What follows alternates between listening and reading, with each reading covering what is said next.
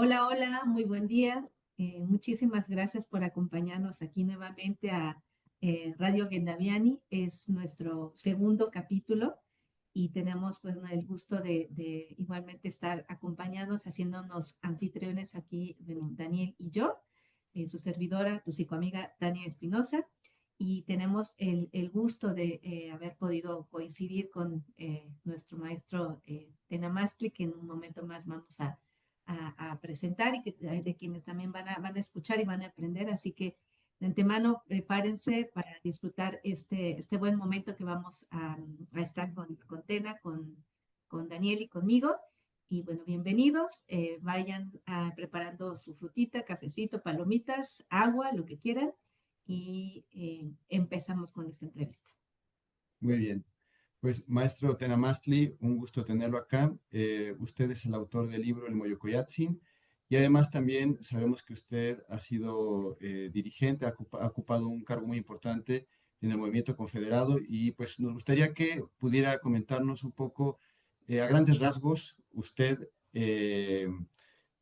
cómo llega a este movimiento, cómo es que entra a este conocimiento. Entonces, si pudiera un poco presentarse por esa vía, por favor. ¿Qué tal? Buenas.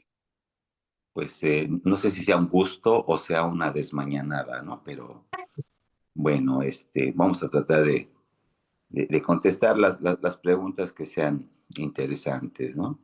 ¿Cómo llego a la mexicanidad? Pues es una situación de esas que pues no sabe uno por qué suceden o cómo pasan, ¿no? Yo en esa parte donde ya se suponía que era yo una gente adulta, 21, 22 años, yo me desenvolvía en Ciudad Nezahualcóyotl haciendo promotoria cultural. En aquel tiempo nosotros estábamos haciendo diversas actividades. Bueno, no tanto puedo decir que quise, ¿no? Porque pues nada más fue el intento de querer ser músico, lógicamente pues de música folclórica, de la llamada música de protesta. Y entonces pues hacíamos actividades culturales en Ciudad Nezahualcóyotl con pues, todos los promotores y activistas culturales de NESA, de los años 78, 80 más o menos. Y ahí encontré, o nos encontramos, tres individuos, Cuitlavo Macías Hernández, Leonardo Nájera Méndez, que hicimos un grupo, pequeño grupo, donde pues, nos interesaba la cultura. Yo en aquel tiempo realmente pues no tenía ni idea y hasta la fecha no sé qué significa la palabra cultura, pero me quedé con el concepto de cultura popular y a partir de ahí pues yo entiendo y sé que yo soy producto de la cultura popular de Ciudad Nezahualcóyotl. Entre todas estas inquietudes surge una que es la de pues ir pues a nuestra raíz originaria, nuestra raíz primaria y pues nosotros andábamos siempre en todos lados, andábamos en museos, andábamos en teatros, andábamos en... Yo siempre he sido un vago cultural, ¿no? Primero fui un vago del llano de Ciudad Neza y después me convertí en un vago cultural. Entonces, toda mi vida, pues andaba yo vagando. Y con esos dos amiguitos, pues éramos un trío de nómadas que andábamos por todos lados. Leonardo Nájera, alguna vez al pasar ahí en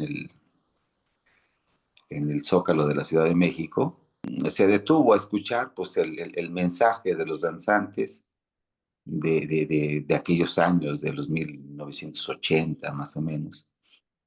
Y en aquel tiempo les regalaron un volantito donde se anunciaba que había una señora que enseñaba la lengua náhuatl. Este amigo Leonardo y su novia pues fueron, son los primeros en ir con la maestra, toman clases no sé qué tiempo y cada que salíamos a algún lado a caminar, a vagar, sacaban su libreta de la lengua náhuatl y pues, nos decían, a ver, miren, vamos a compartirles qué nos enseñó la maestra.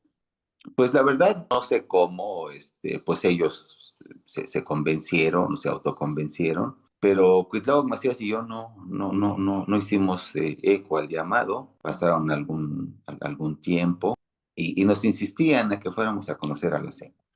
Con estas cosas de la vida, de lo que sucede y cómo sucede, mis dos amigos, mis dos compañeros de esa etapa de vida, con las que descubrí yo el mundo de la cultura y puede ser que me haya descubierto a mí mismo a través de ellos. Pues pasó el tiempo y de repente un día me entero que se van a casar.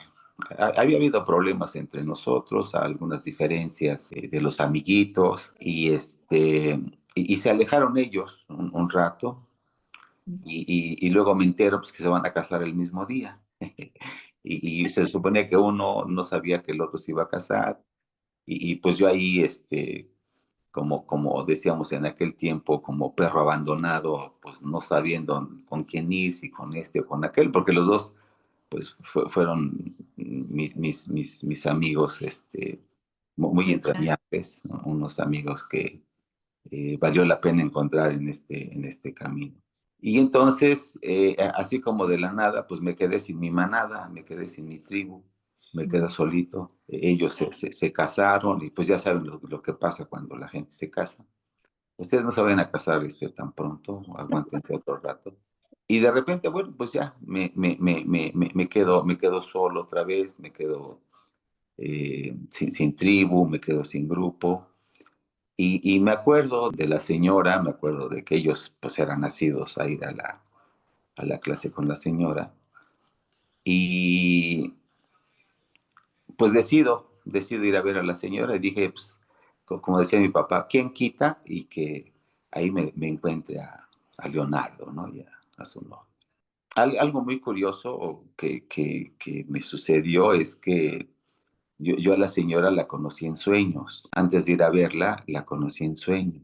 Ok, Y son de esos sueños pues que se quedan ahí contigo para toda la vida, ¿no? interesante. Entonces, yo llego en el sueño, yo recuerdo perfectamente bien cómo estaba yo sentado pues en una sala, en un espacio, esperando a que me recibieran. No sé quién me iba a recibir, pero yo estaba ahí sentado. Como nosotros hacíamos promotoría cultural, pues todo el tiempo andábamos en las salas, andábamos en las casas de la cultura, andábamos buscando hacer presentaciones, ir a traer gentes de otros lados a Nesa, en fin, pues mi vida era esa. En ese sueño yo estoy sentado y de repente a mi espalda siento una presencia, volteo a verla y me encuentro con una señora ya de edad madura, con una vestimenta, pues yo diría, oriental. Yo no tenía idea de qué tipo de vestimenta tenía. Y me pregunta, ¿qué hace usted aquí, compañero? Y le digo, pues aquí estoy esperando a que me atiendan. Me dice, me extiende la mano y me dice, venga conmigo. A partir de hoy, y esto siempre me emociona, me dice, a partir de hoy, ninguna puerta va a estar cerrada para usted. Ese sueño lo tuve pues pocos días antes de ir a buscarla. Cuando llego a su domicilio, ella fue la que me abrió y en ese momento pues yo entiendo perfectamente lo que es el maldito déjà vu, porque al verla dije, ay güey, yo ya estuve aquí y esta señora es la que vi en mi sueño. Yo puedo decir que esa es mi entrada a la mexicanidad a través A del través sueño. de un sueño. Qué interesante. Es una entrada muy mágica, muy mística, ¿no? Eh, Podríamos decir que es una experiencia como premonitoria, ¿no? A partir de este sueño. Y, ahora lo que quizá después de esta historia nos gustaría mucho saber es qué fue lo que encontró ahí, ¿no? Porque empieza esto con un sueño, empieza con un grupo de amigos, eh, y qué puertas son las que se abren a partir de entonces, que dice que ya ninguna puerta estaba cerrada, ¿no? Pues se abrieron todas, o sea, Yo fui con la intención de que me dijera o que me enseñara el valor del simbolismo de la pintura mexicana, Ujú. porque en ese momento yo pintaba también, Ah, dediqué un tiempo a la pintura, al dibujo, mm, hicimos algunas exposiciones con mis amigos.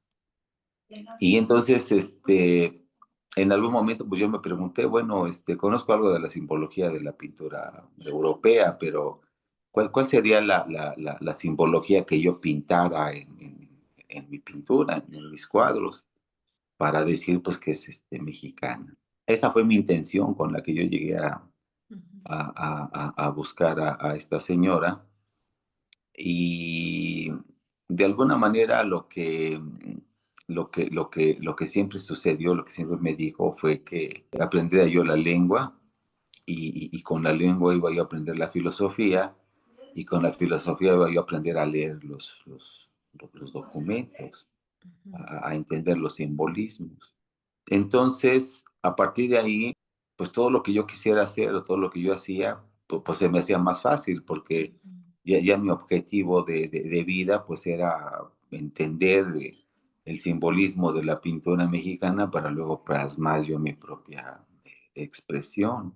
Y bueno, pues yo puedo decir hoy que pues la señora tenía razón, o sea, a partir del entendimiento de la lengua, a partir del entendimiento de la filosofía, como ella nos enseñaba, pues lógicamente muchas preguntas que yo tenía, muchas inquietudes, pues se fueron respondiendo de manera automática, de una forma en la que yo decía, mira, pues esto quiere decir esto, y esto quiere decir lo otro, y esto quiere decir aquello.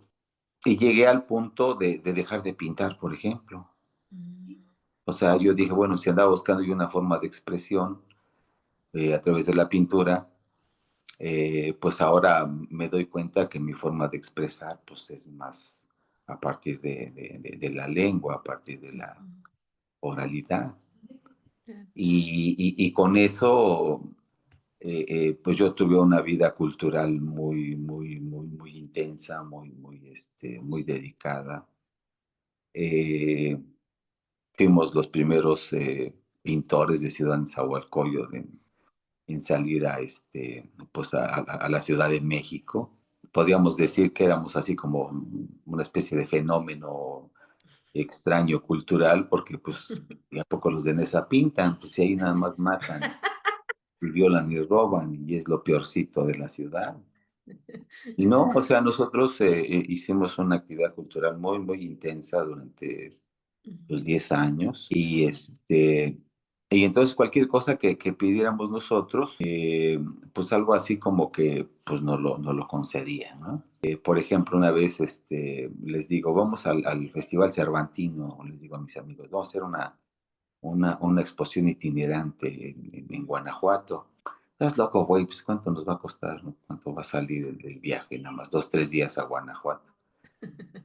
Y voy al ayuntamiento y pido el apoyo y me dicen, lo único que te podemos dar prestado, pues es el camión de la Casa de la Cultura. Ya, pues con un camión de esos tipo escolar, ujú, con eso nos fuimos a Guanajuato una ujú, semana, ¿no? Anduvimos haciendo pues una exposición itinerante en todo Guanajuato.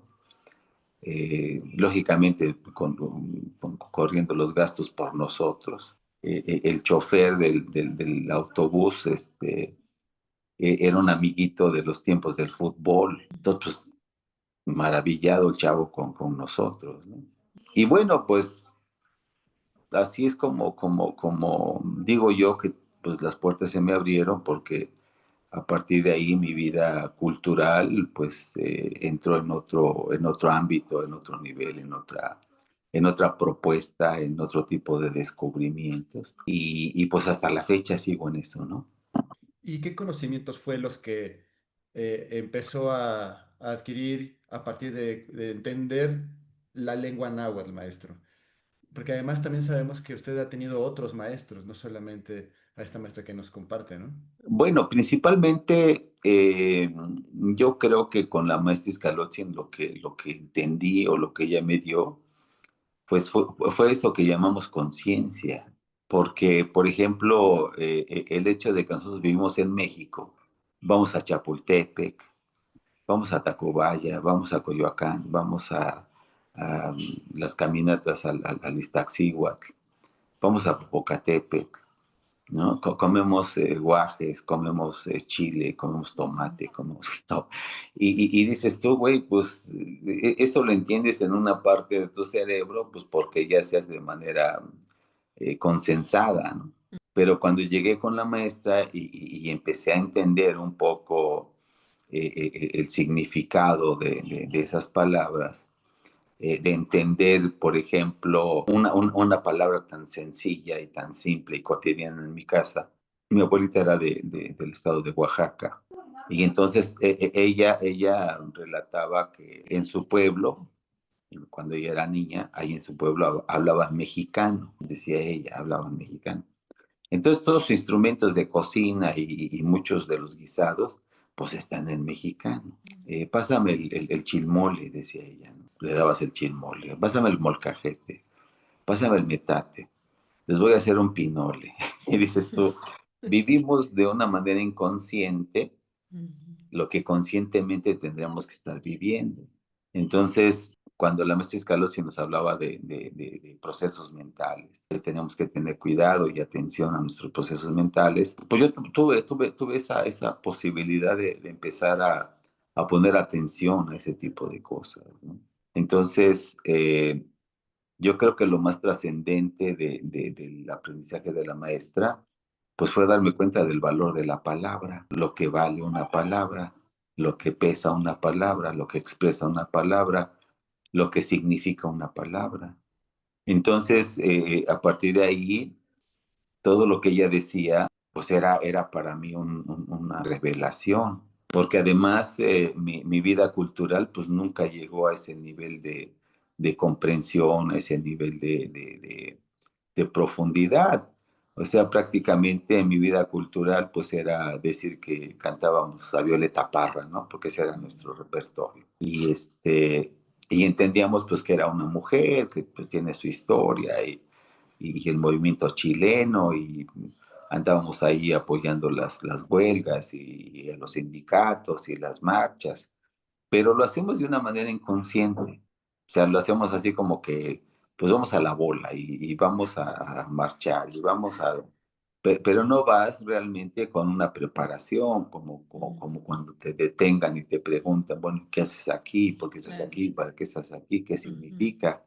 ¿Qué piden? ¿Qué ganan? ¿Qué pierden? Con la maestra, una de las cosas más importantes que yo entendí, pues fue realmente que la palabra tiene un contexto, un significado, tiene un valor, tiene una trascendencia. Vaya, la palabra pues es el mismo hombre, la Claro. palabra es el mismo ser humano. Y si el ser humano no entiende lo que habla, pues no se va a entender a sí mismo. Y ni lo que vive, ¿no? Y hablando justamente esta parte, maestro, que es realmente cómo fue un tejido todo, cómo empezó, ¿no? Como con inquietudes y preguntas, y a partir de un sueño, lo que como el sueño tal cual le vislumbró fue la forma en que se iba a venir la vida con estas puertas abiertas. Cómo todo esta historia desde su inicio hasta todo lo que ha desarrollado maestro, cómo eso influyó o cómo hizo para que usted llegara al término de psicología náhuatl.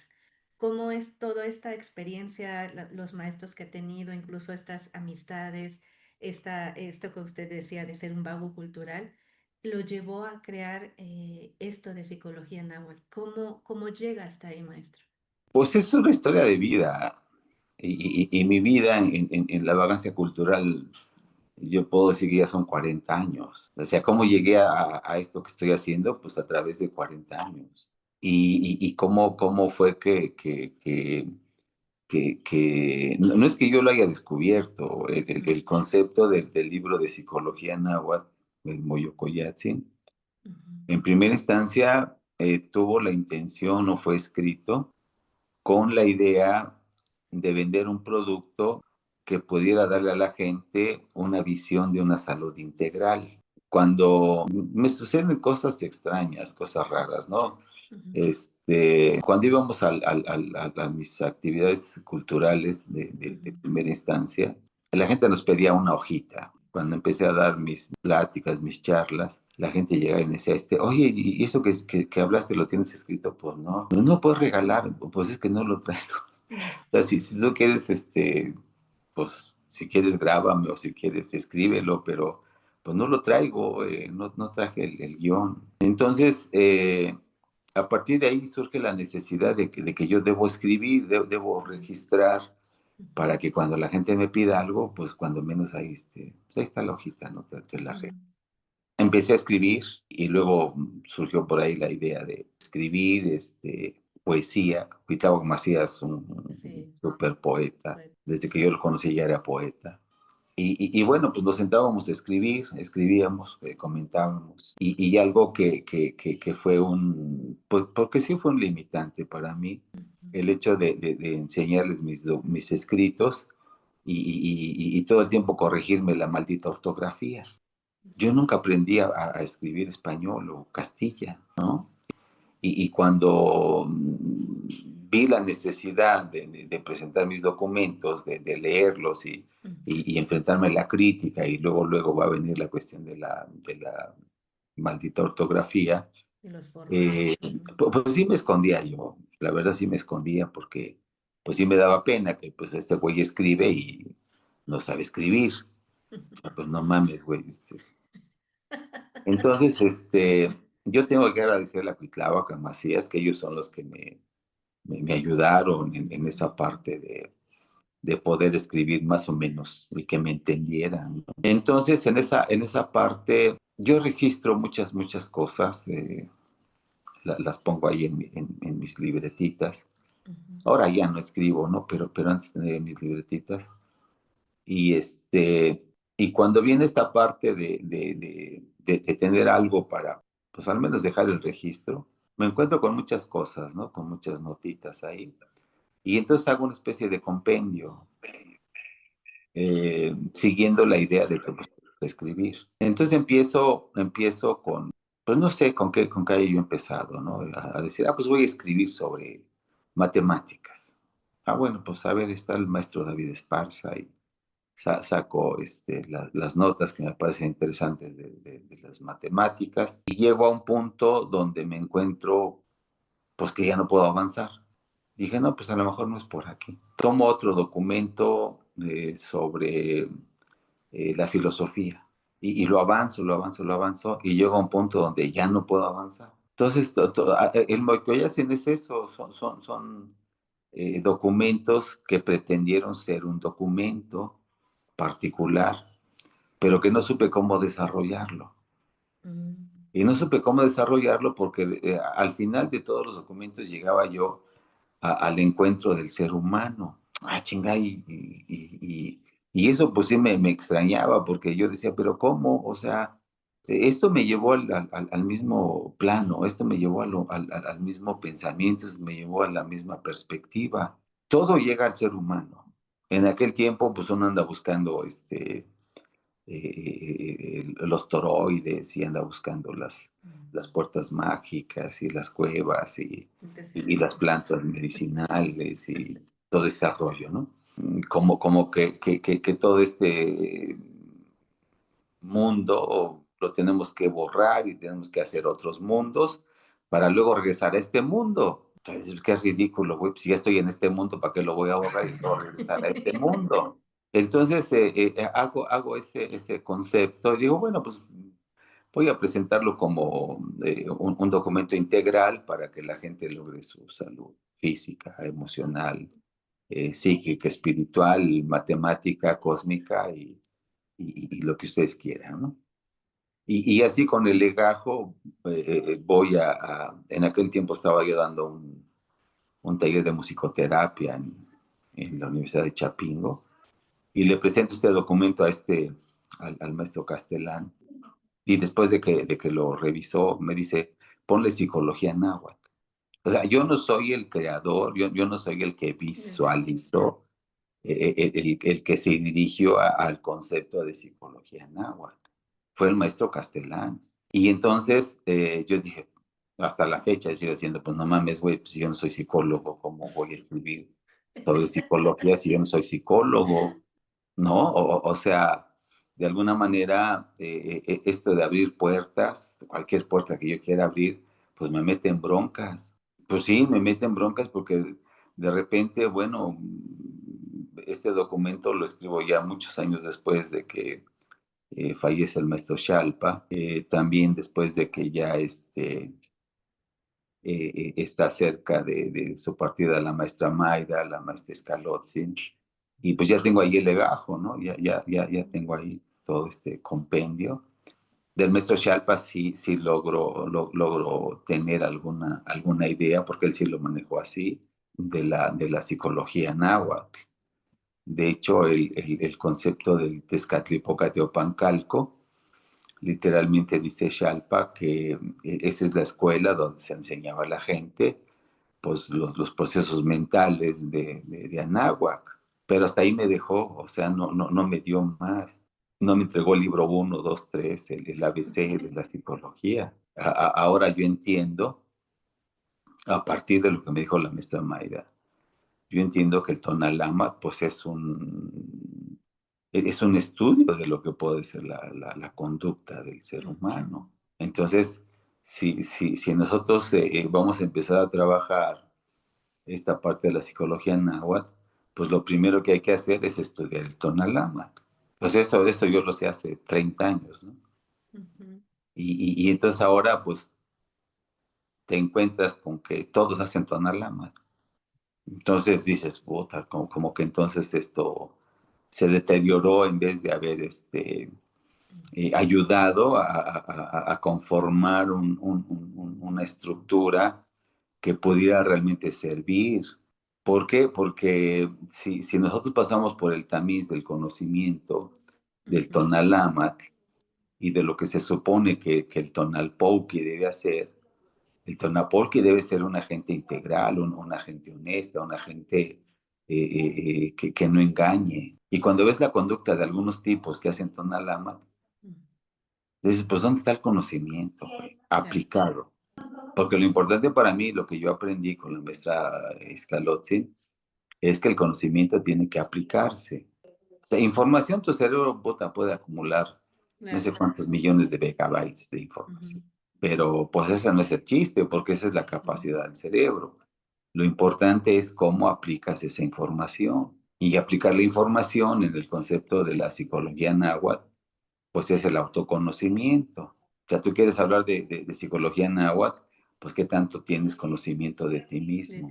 Y no tanto de otras escuelas o de otras gentes, porque la psicología náhuatl se estudia en tu propia cabeza. Así es. Bueno, maestro, pero la pregunta a lo mejor sería, ¿qué es la psicología náhuatl? Yo sé que usted ha dicho que es un problema, ¿no? A lo mejor, y que incluso no fue su intención llegar a ese concepto, pero quien se acerque al Moyocoyatzin, a su texto, podría decir que se acerca a la psicología náhuatl, y la pregunta sería, ¿qué vamos a encontrar ahí? ¿Cómo podríamos distinguir que alguien está haciendo psicología náhuatl? ¿Qué tendría que hacer una persona o una comunidad que se vincula con este conocimiento, con esta perspectiva? Es muy difícil porque si yo empiezo a hacer un rastreo de cuál podría ser el principio, porque hoy todos quieren el principio. A ver, dame el principio, nada más, porque si no tengo principio, pues entonces no puedo identificar una cosa de otra, o dame el marco teórico, o dame el marco jurídico, dame el marco, o sea, dices, güey, espérame. Entonces, lo primero que vamos a hacer en esta parte de hacer una descripción, un marco teórico, lo primero que vamos a hacer es repetir lo que me repetían esos maestros con los que yo trabajé. Y como que se ponían de acuerdo, a pesar de que no se conocían, como que se ponían de acuerdo todos, porque al hacer una pregunta que pudiera tener cierto peso, lo que ellos contestaban siempre es, tienes que dejar de pensar como occidental. O sea, si esto lo ponemos como punto de partida, pues está muy chingón. Hoy está de moda la decolonización, Así es. ¿no? Ujú, Pues esos viejitos ya se habían adelantado 100 años a la propuesta. ¿Por qué? Porque para entender el concepto de la cultura, vamos a llamarle ancestral, ujú. lo primero que tienes que hacer es decolonizarte o dejar de pensar como occidental. A mí me costó muchísimo trabajo entender el concepto. ¿Cómo voy a dejar de pensar como occidental si mi lengua es occidental? Claro, Si mis sentimientos son occidentales, sí. si mi ideología es occidental, si mis creencias son occidentales. Hasta amar, nuestro amar es occidental. Pues no mames. O sea, ¿Cómo? ¿cómo lo voy a entender entonces? Claro. ¿No? Bueno, entonces en esa parte, eh, pues yo me metí en una pinche broncota porque dije, bueno, cuando me pregunten, una forma de trabajo mía es como decía Jim Morrison, es la autoentrevista. Te van a preguntar esto, güey, ¿qué vas a contestar? ¿No? Ujú, Entonces, en esa parte, pues yo tengo que hacer el, el, el, el, el- el esfuerzo de decir, ah, bueno, a ver, vamos a poner algunos puntos de guía, ¿no? ujú, El primero es ese, que dejes de pensar como occidental. ¿Cómo ujú, me doy cuenta si una gente puede estar hablando de psicología náhuatl? Pues por la lengua y por lo que dice y por el contexto y por el concepto y por la propuesta. Y es, bueno, para mí ya es muy claro, ya es muy sencillo ver si quien está hablando tiene una base occidental o tiene una base ancestral. Y a partir de ahí, pues entonces yo digo, pues esto puede funcionar dentro del concepto de la psicología ancestral, de la psicología náhuatl. Eso El, el, también, el, el- ajá. no, perdón, maestro, siga. No, dime. Sí, es realmente, como usted dice, suena una palabra como, bueno, primer punto, ¿no? De colonizarse, pero sí es pues es un reto, ¿no? O sea, si hace años así lo veían los maestros y ahorita, yo consideraría que es mucho más complicado, pues, porque incluso lo occidental, pues, está muy relacionado con muchas otras cosas que tal vez antes no se tenían y ahora están muchísimo más como dicen, al movimiento de un solo clic, ¿no? De un dedo, ¿no? Que cuánta información se baja, incluso la manera en que hemos ido conociendo la idea del cuerpo, lo que es la idea de la salud, lo que es la idea incluso de estos, algunos temas que Sí, usted me dice de inmunidad, ¿no? pero todo eso, apenas antier, ayer antier vi una entrevista de una señora, no sé cómo se llama, por su acento español, de repente no me atrae quedarme, pero de repente hay alguna cosa que dice donde hoy la neurofisiología, la neurología, descubre que dependiendo de cómo esté latiendo tu estómago, va a latir Ujú. tu cerebro. De cómo tu corazón esté latiendo, va a trabajar el cerebro. Dices, no mames, güey, qué pinche descubrimiento tan chingón. Porque la neurofisiología ya nos los está diciendo. Pues, ¿qué es el concepto nada más el propio concepto del YOLO? No Y o yo, sino I-O, Órale. YOLO. Ujú, Y ujú, Oli, su movimiento de quién, su movimiento interior. O sea, tu corazón es el movimiento interior. ujú, Tu movimiento interior tiene que, pues, estar en armonía o tiene que estar de alguna otra forma sincronizado o sintonizado con el ujú. movimiento exterior. Y así como está tu movimiento interior, vas a interpretar el movimiento exterior.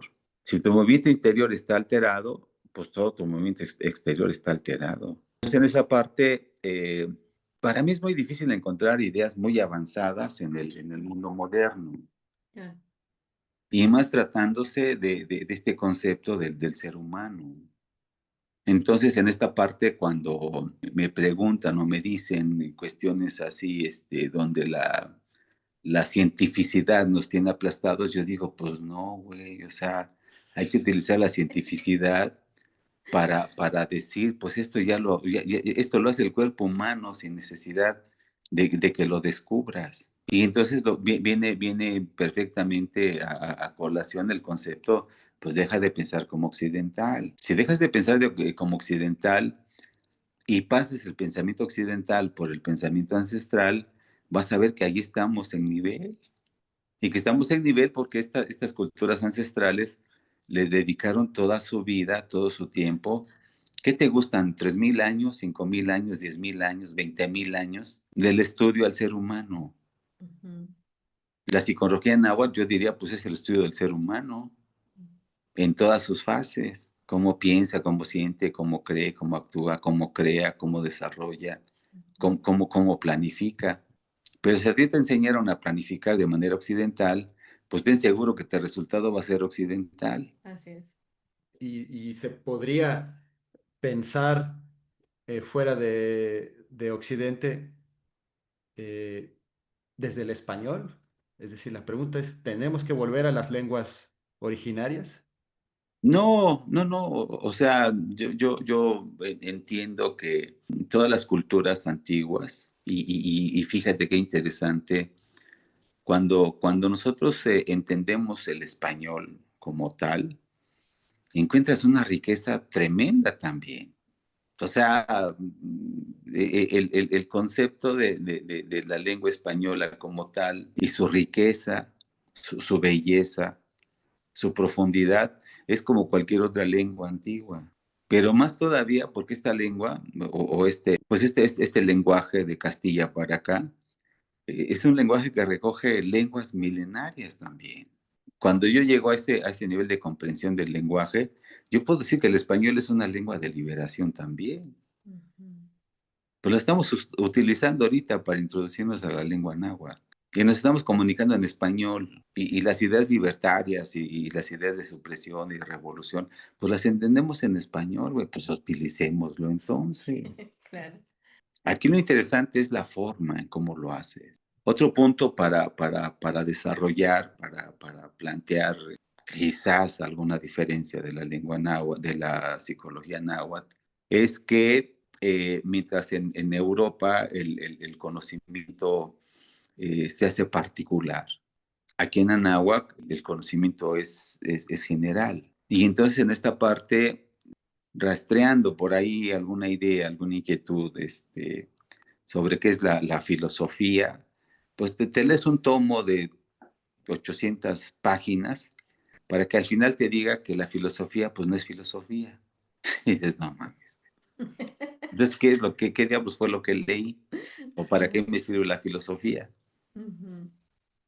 Y se meten en unas enredadas, hacen unos enredos que dices, no, pues son muy inteligentes esos cabrones. Pero la verdad dices, bueno, pues ¿qué me quiso decir? O cuál es el planteamiento. Entonces, en uno de esos documentos extraigo una propuesta donde pues tenemos que definir si es filosofía o si es psicología, pero las dos van encaminadas al concepto del hombre, al concepto del filos, de la humanidad o de la hermandad o del amor o como quieran llamarle. Y luego viene la parte donde entendemos, o yo entendí, que tanto la filosofía como la psicología lo que hacen, pues es darte la oportunidad de entender qué diablos eres. ¿Para qué sirve la filosofía? Pues para entender que eres un ser humano, que tienes que actuar como un ser humano, que tienes que pensar como un ser humano, sentir como un ser humano. Y la psicología, pues es lo mismo, güey, te lleva a eso. Entonces, ¿cuál es la diferencia? ¿Cuál es la separación? Pues yo no sé por qué lo tuvieron que hacer así, pero finalmente, eh, si la psicología náhuatl pone o plantea un punto de partida, sería esa, el descubrimiento, el conocimiento, el reconocimiento de que somos seres humanos. En estas líneas de estudio me encuentro por ahí, no sé qué documento, que dice que lo maravilloso del cerebro es que se puede estudiar a sí mismo. qué chingonería, güey. Fíjate qué chingonería, ¿no?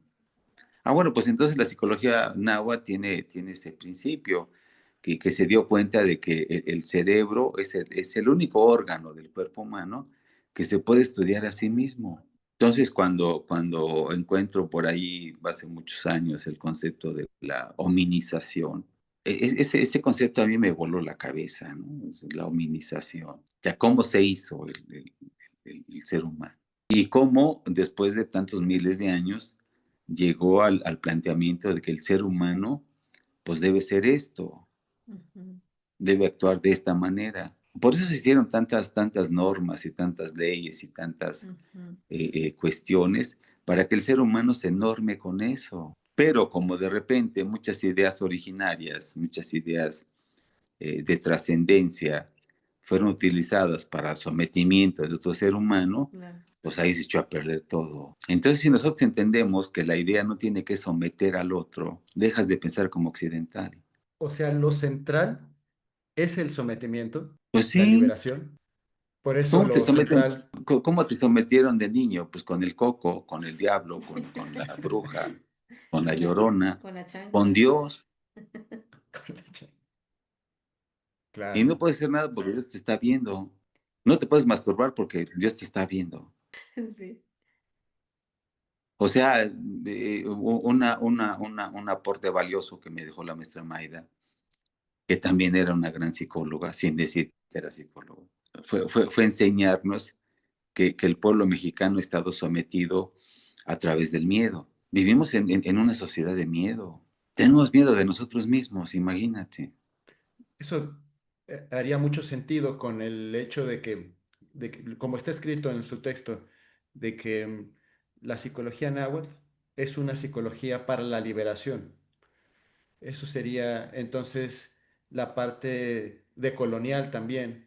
Pero entiendo que no solamente eh, es una liberación de la colonización, sino también de la forma en cómo vivimos. Y entiendo que esencialmente, pues sí, es una colonización que llega no solamente a lo que pensamos, no solamente al miedo que tenemos a Dios, por ejemplo, ¿no? O que llegamos a tener, ¿no? Sino la forma en cómo nos relacionamos con las otras personas y con la naturaleza, ¿no? Pues es que precisamente el otro principio de la psicología náhuatl para estudiarla, como ustedes me piden, es entender que nuestra primera memoria, la primera memoria que nos hicieron hasta los 7 años, 8 años, pues es una memoria cultural.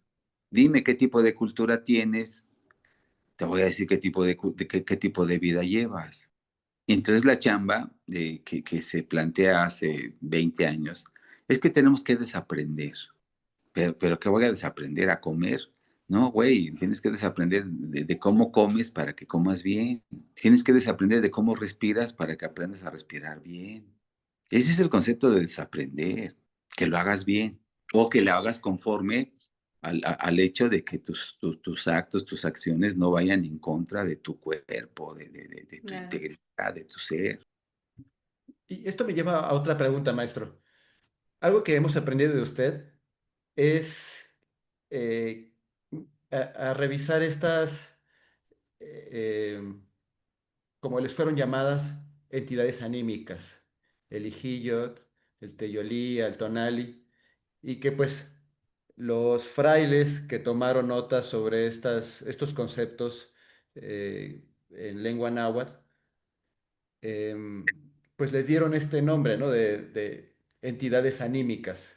Y entiendo que esto es porque, pues los frailes pensaban en un mundo espiritual, en alma, pero que usted nos ha comentado que más bien podrían ser gases, fluidos.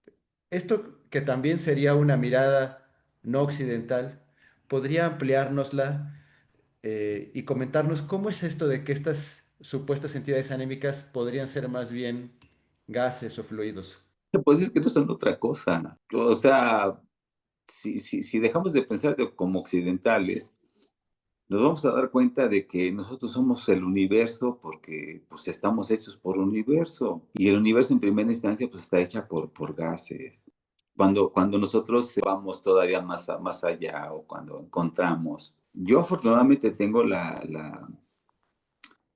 pues el regalo de tener pues estos maestros, ¿no? Ujú. Estanislao Ramírez Ruiz, químico, ingeniero químico, que es el que funda la Escuela de Química en el Politécnico Nacional, ¿no? Un señor nahuablante de Tláhuac.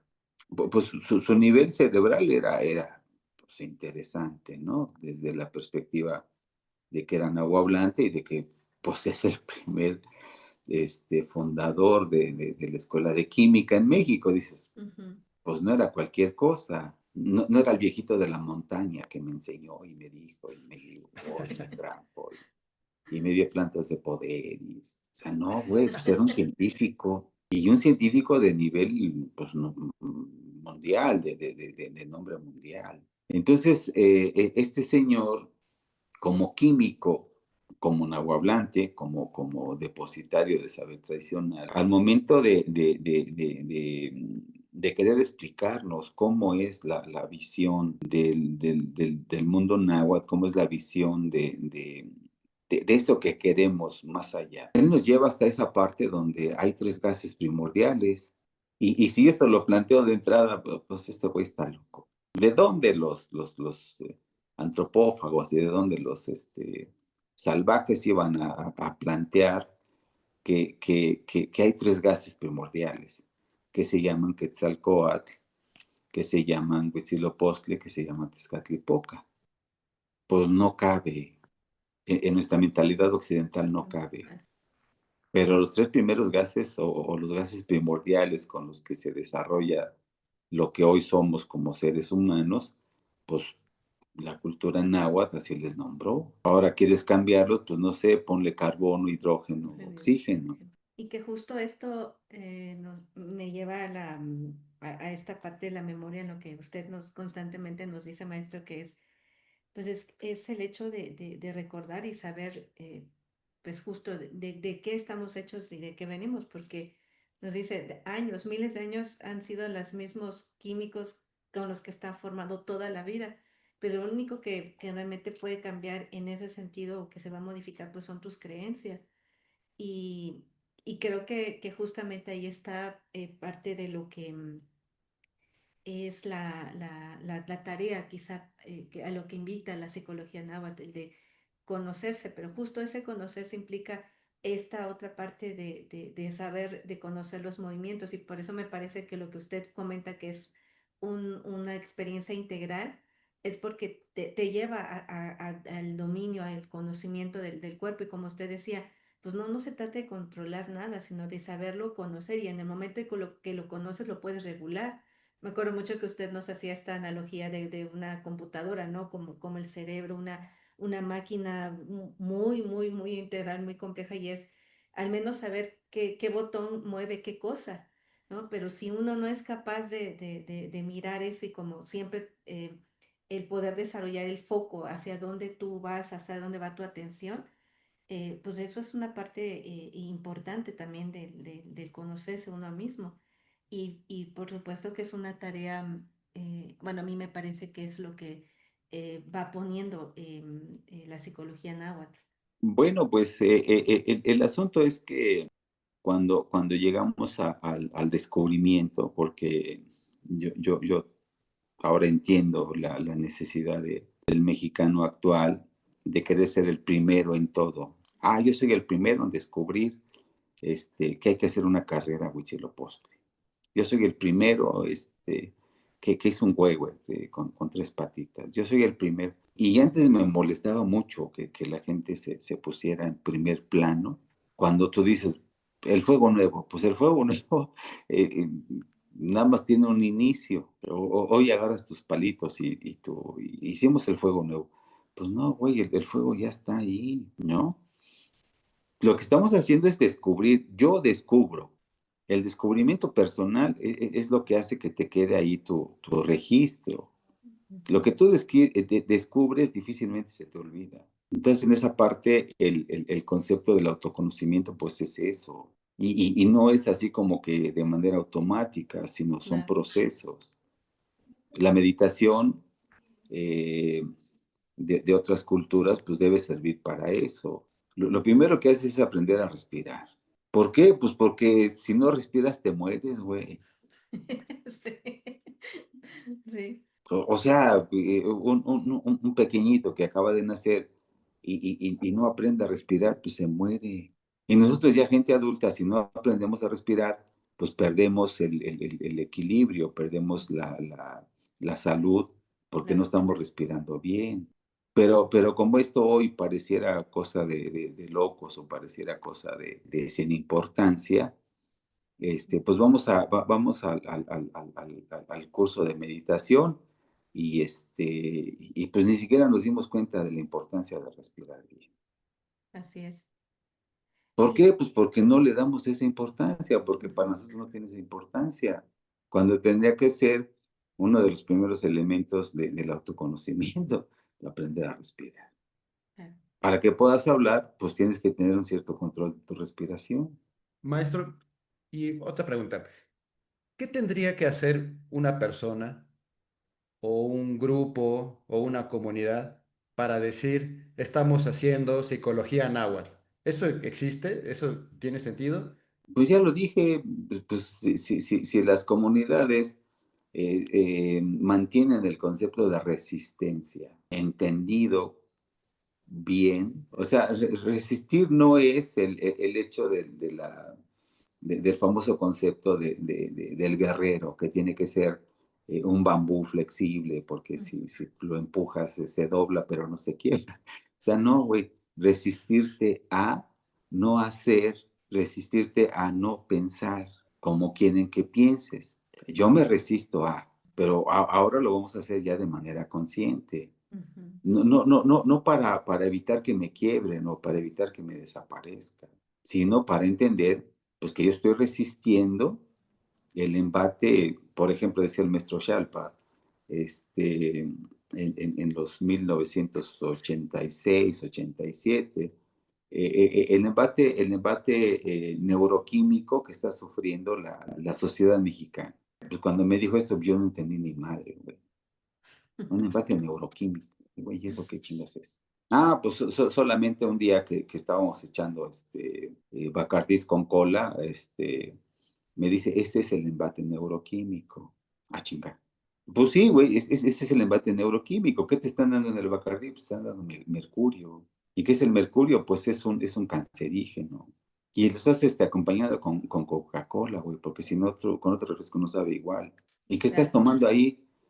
Pues 15 cucharadas de azúcar ujú. procesada. ¿Cuál es la resistencia? No tomarlo. No que te embriagues con 10 litros, güey. Y maestro, para ir ya cerrando y agradeciéndole mucho pues bueno, sus palabras, lo que nos ha compartido y poderle conocer más, me gustaría, bueno, plantearle la siguiente pregunta.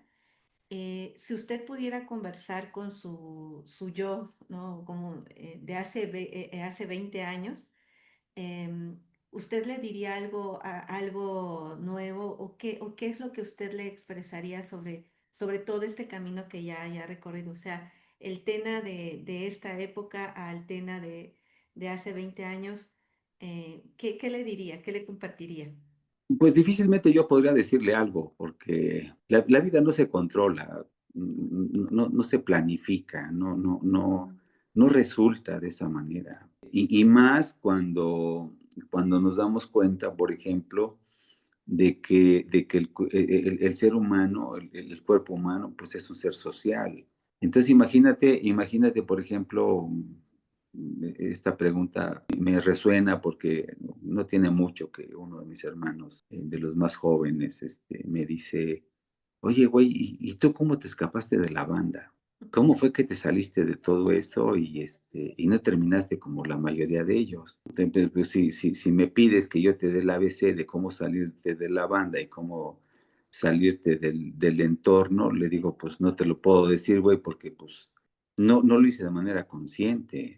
Ya para mí en mi vida, yo sé que la viví en etapas, la viví en ciclos, y no porque yo lo buscara, sino porque yo llegaba ahí, y Claro. llegaba por cuestiones fortuitas, o porque lo tenía que hacer, o sea, no sé. Ujú.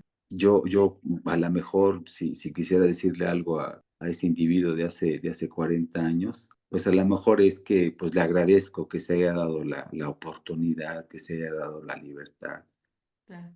que se haya dado la posibilidad de hacer lo que hizo, como lo hizo, y que consciente o inconscientemente, pues eso me trajo hasta acá. Así es. Y pues muchas gracias, maestro, y como parte de este proyecto de Gendaviani Radio, siempre nos gusta cerrar con una sección que se llama El último renglón y nos vamos. ¿Le gustaría a usted compartir alguna, digo, lectura, alguna frase o palabra que para usted sea como lo que quiera dejar para este cierre, para este programa, maestro? ¿Algo que quisiera usted compartir? Pues esa tarea me la dejaron, pero la verdad se me olvidó. Ahora ya mi cerebro no, no está al pendiente de estas cosas. Está el resguardo de la raza humana. Yo lo leí hace esto hace 30 años, no lo entendí. Ahora sí lo entiendo y sí lo creo y sí lo puedo decir. Ujú. En las sociedades ancestrales es a donde está quizás la sobrevivencia de la humanidad entera. Muchas gracias, maestro. Y yo me quedo con una de las palabras que viene justamente en su texto del Moyocoyatzin, que es, me parece que, bueno, para mí, en mi corazón resume esto que nos acaba de compartir, que es el homocosmos, ¿no? El hombre que está, ese ser humano que cuando se acerca justamente a ese conocimiento, pues se da cuenta que es el mismo universo, cosmos o como le podemos llamar. Y le agradezco mucho, mucho, maestro, por su tiempo, por este espacio. Fue una charla muy, muy deliciosa. Le agradezco mucho y me deja bastante claro para mí mi tarea personal y esto que usted comenta, ¿no? Esta tarea de, como dice, de la empatía. Muchas gracias, maestro. Pues muchas gracias, maestro. Eh, Gracias por su tiempo, por su conocimiento y pues seguimos. Pues ahí le vamos dando con lo que se pueda hacer, ahí le seguimos. Gracias a Muy usted. bien. Sí, gracias, maestro. Un fuerte Abrazo. abrazo. Nos vemos. Saludos a sus escuchas. Igualmente. Gracias.